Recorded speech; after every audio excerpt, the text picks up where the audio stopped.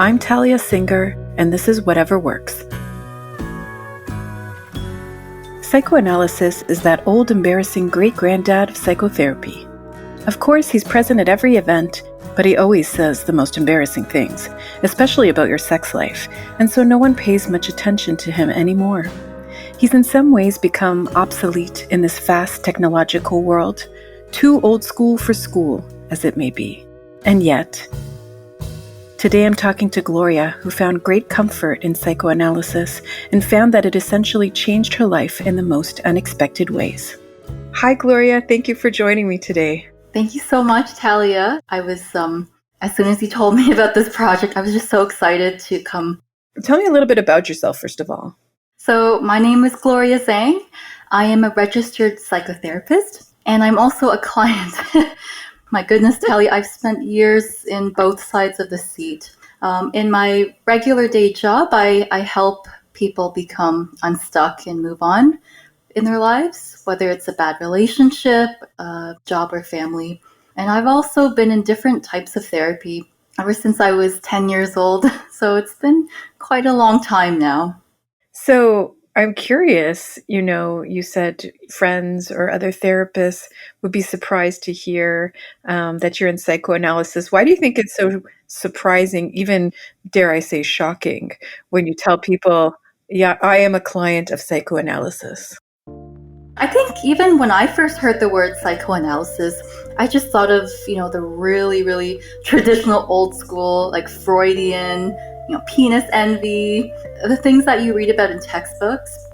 Now, even when I was in school for our career, it's sort of, psychoanalysis was like a history course more than anything, right? And I didn't even know, I wasn't even aware that, there are all these modern versions of psychoanalysis and how huge of a community that there actually is in North America for psychoanalysis. And that there's, very specific schools of thought that you can go and refine your skills even more. I had no idea about all this. Very lucky to connect really well with someone that I found, and I've been to therapy twice a week ever since. So you said that you were a psychoanalysis client for about a year now, and that you tried many types of therapies before. What made you prepared or ready to try this one? I was at the point where I was going to work with this person, no matter what the cost ended up being, because I felt, I wanted to go a little bit deeper than some of the other modalities that I had done in the past. Which, don't get me wrong, I've also greatly benefited from them, but for different reasons. There's things that can only be addressed in this intensive kind of therapy that I can't really get from, like bi-weekly CBT, right? I wanted to address some, really much deeper rooted things from my own childhood.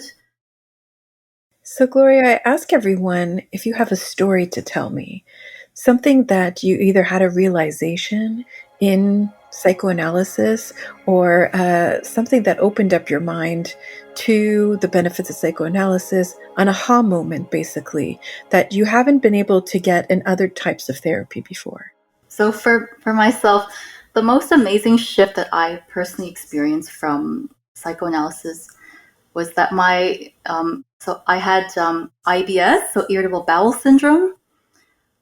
I haven't had an episode since November, and it's almost August. Wow. Yes. How long had you been suffering with IBS for? My entire life.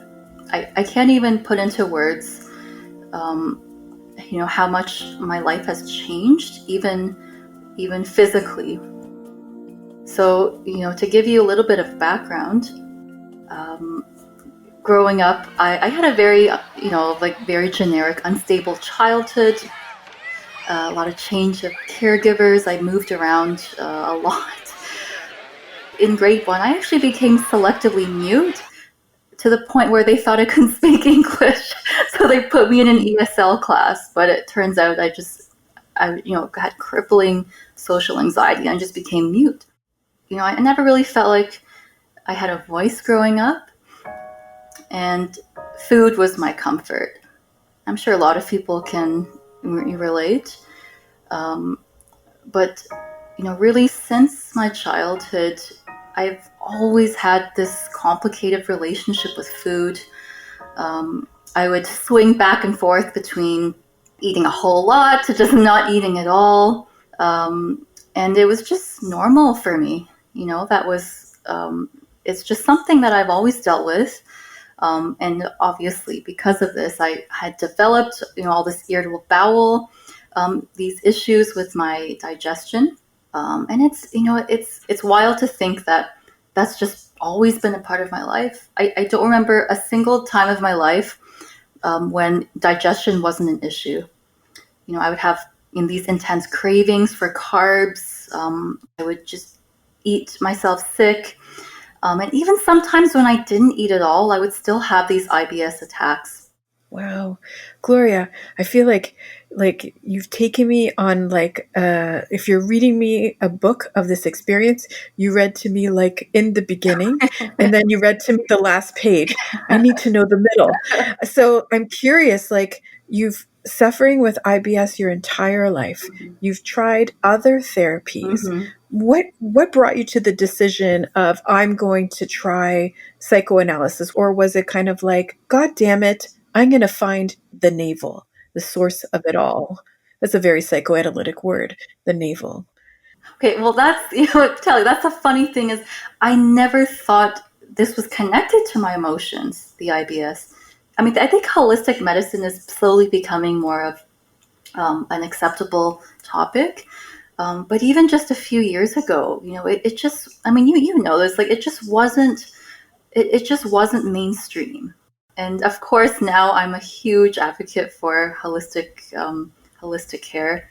But yeah, going into psychoanalysis originally, I mean, all my goals and initial hopes were more to do with my relationships with people.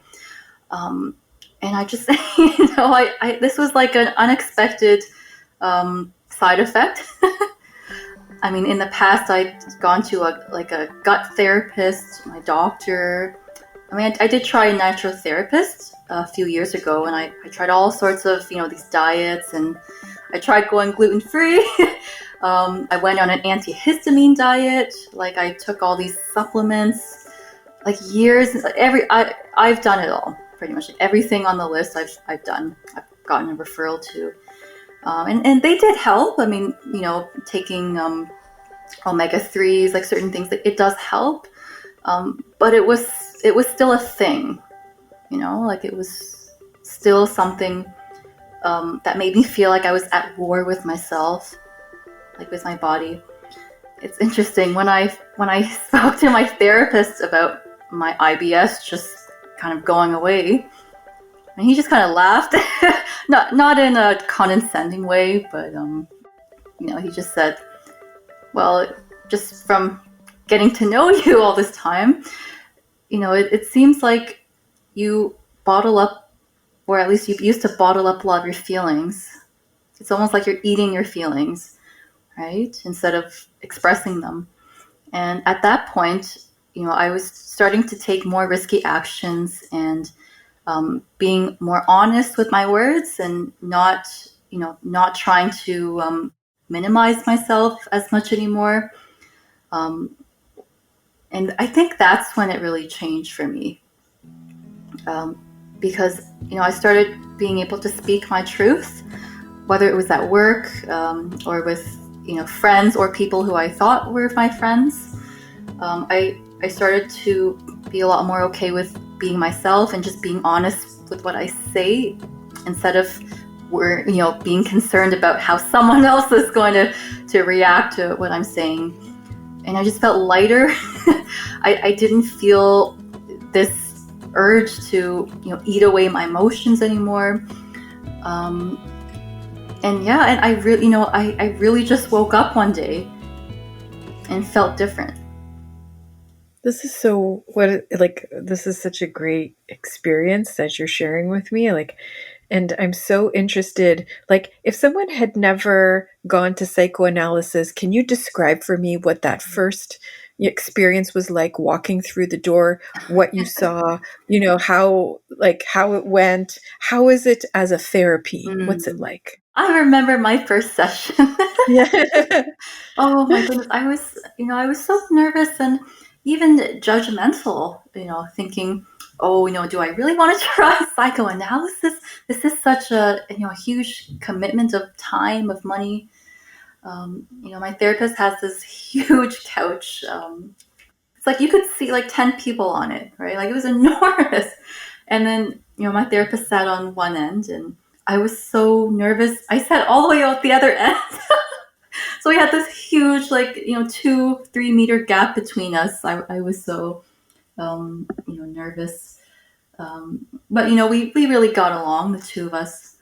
But I think for someone who's not used to this kind of therapy, it's really, what's the word? It's unstructured. So on each day, and if you go twice a week, each day the topic is whatever is top of mind. Exactly. But the way it works is, as you start to get into the flow of the conversation, you start bringing up more topics that are unconsciously linked to other topics. And next thing you know, there's things coming out of your mouth that you never thought would come out of your mouth. That's the best way for me to describe it. Yeah, so one thing that would often come, well, one of the themes that I had was sort of my relationship with my mother. So I might be talking about like some kind of social event at work, or I'm talking about going shopping at Dollarama, and I would suddenly switch from that topic and then think, oh yeah, I just remembered this thing about my mom, and then right there, my therapist, he might stop me for a moment and say, Gloria, I just realized 2 or 3 times today you've suddenly switched the topic to your mom. Did you realize that? What's the connection, right? And it's just like when you talk with a friend, you kind of just get into the flow and things just spontaneously start coming up. But with psychoanalysis, these things are all connected, and there might be certain feelings I had with these different things coming up in my life that are actually associated with my relationship with my mother. Things that I had never made the connection to before were actually unconsciously, coming out of my mouth, right, in therapy. It is like it's just so fascinating, how much you can learn about yourself just from hearing it from someone else. I'm very curious about how your symptoms of IBS were resolved. Can you tell me about how that happened? So originally, my goal for the therapy was to have better relationships with people. Right, that was initially when I went in, but it's interesting how that goal doesn't exist anymore because from learning about myself, I realized that's not actually what I want. I went from wanting to have lots of great relationships with new friends, new people, to actually wanting a few select good relationships in my life, because what I learned about myself was that desire to have more friends, more people, that actually came from a place of loneliness as a kid, from not being able to express myself, not being able to speak. And after I addressed that core fear that I had, suddenly what I wanted out of therapy, what I wanted out of life, just kind of disappeared. Food was a comfort. It was my first friend almost. It sounds so sad, but it's true, right? Food was always, especially carbs was always there, and food also numbed me as well. Where with my IBS episodes, I would just, and I apologize if this is triggering for anyone listening, but I would literally eat myself until I felt numb, so I didn't have to deal with my emotions. And now that I became more of myself and I was speaking my truth and being honest with people, I didn't need to numb that anymore. I didn't have to, there was no more need for that coping mechanism, if you will. Yeah, like, I mean, it sounds so simple. Just on paper, it sounds really simple, but I think even just intellectually knowing that wasn't enough, I had to go through it and I had to make choices to actually get there. Because, I mean, Tally, like, I think in the bottom of my heart, I always knew that the food was connected to my childhood, and probably on an instinctive level, I knew that. But it wasn't a big enough issue for me to pathologize it, if that makes sense. I mean, it's very normal for someone to say, "Oh, I'm emotionally eating again." Like, it's a very it's like a popular phrase in society. It's like socially acceptable to be able to eat your pain away, right? Which, to me, it really speaks to society as a whole. That we have different ways of numbing ourselves that are actually perfectly acceptable in society. And I mean, that might have kept me stuck for longer than I might have been, actually, because it was reinforced, even in my friends group. There's something about the role of the therapist in psychoanalysis that's pretty unique, more so than I think any other style of therapy. In that, in psychoanalysis in particular, the analyst himself or herself represent the good enough mother. Do you have that kind of experience with your therapist, and how did that help to, I guess, show yourself the kind of love that came from something other than food? It's so funny you said that because last week I just had a conversation with my therapist that I've been having lots of dreams lately about my mother. And especially about my own partner turning into my mother. So the mother symbol, I feel like it kind of shows itself in the therapy. And actually, well, this is quite interesting. So the creator of self psychology, his name was Kohut, I believe. So in the 60s and 70s. So when I was looking this up, he actually said in self psychology that the root of almost all psychopathology is that parents fail to empathize with their children. Mm. So, this I could absolutely relate to myself.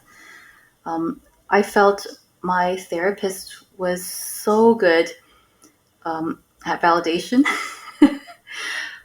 and just listening to me, which I mean, it sounds like it's kind of what you expect of a therapist.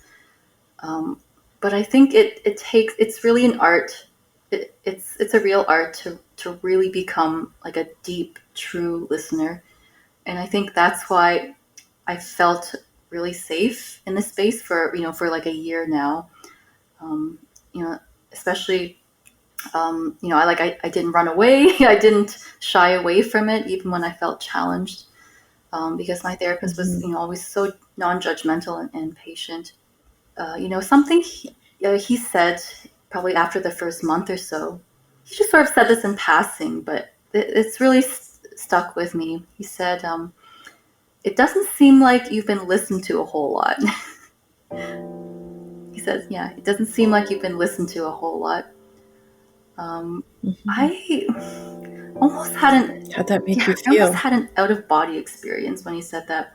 It was like this was at the end of session, and it was just like an offhand comment. But he said that with such kindness, and just really seeing me as a whole person. And then it was like I was looking at myself through his eyes, and I just felt so sad for myself. I felt sad for the parts of me who was still a child, who had been ignored a lot in my childhood. And, ever since he said that, I had started to feel more empathy for myself, actually. The empathy that he had for me, I was starting to feel for myself. It's kind of like he was modeling, you know, Mm-hmm. in his gaze when he looked at you, how you should look at yourself, full of like love and acceptance and Yes. validation and, all of those good things. Mm-hmm. He was showing you how to look at you. Yeah, I had never thought about it quite in that way. I think it was also really uncomfortable in the beginning, because it's probably like similar to yours. My therapist was looking so intently. Um, when I used to feel defensive, I might have felt judged. But then when I learned that wasn't the case, I learned that he was just really trying to understand me, not just through my words, but my body language, how I was reacting to certain things. Having that attentiveness towards me and real care. I didn't really have that growing up.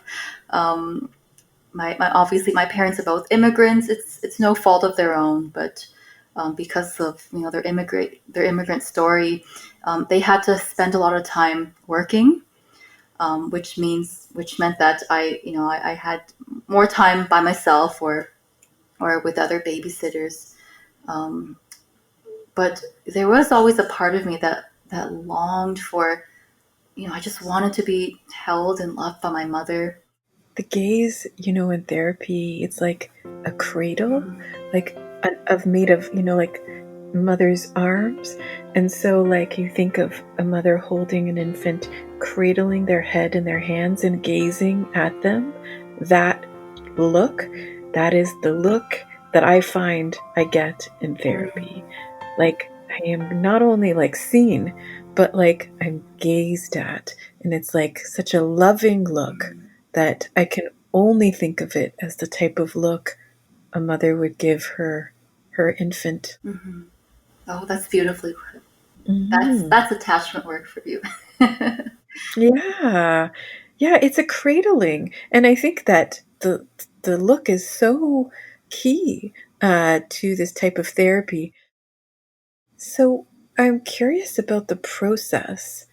How does the knot in your stomach become unfurled? Oh my goodness, How does the pain go away? that's a really beautiful question. Actually, that question really means a lot to me.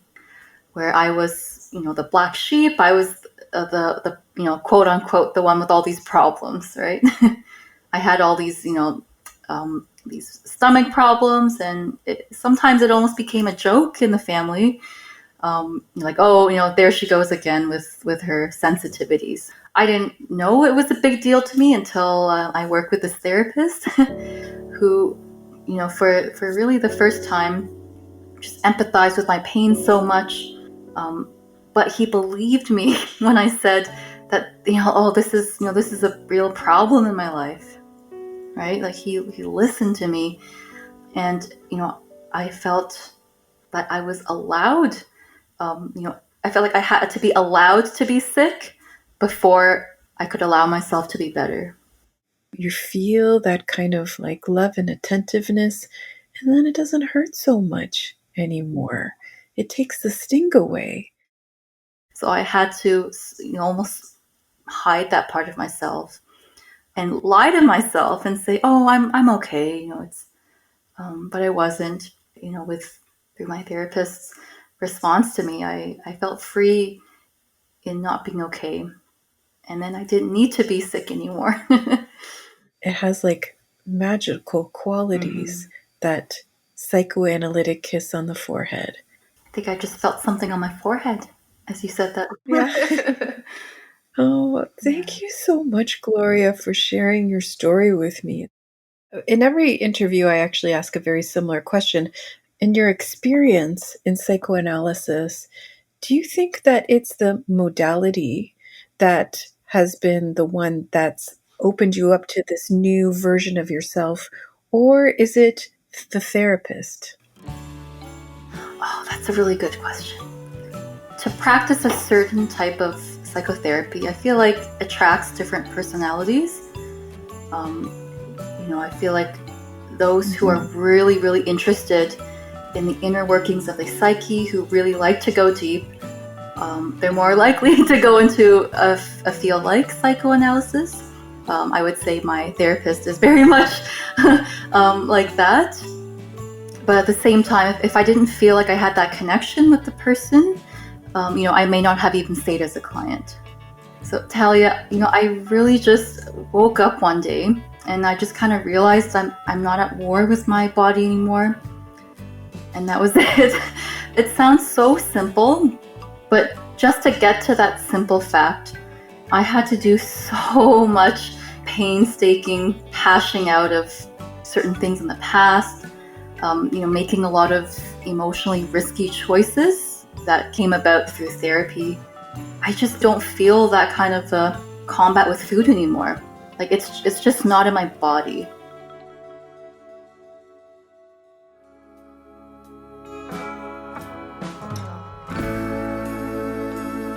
This has been the third episode of WhateverWorks, produced by me and edited by David Conroy and Jason Ball. Join me next time.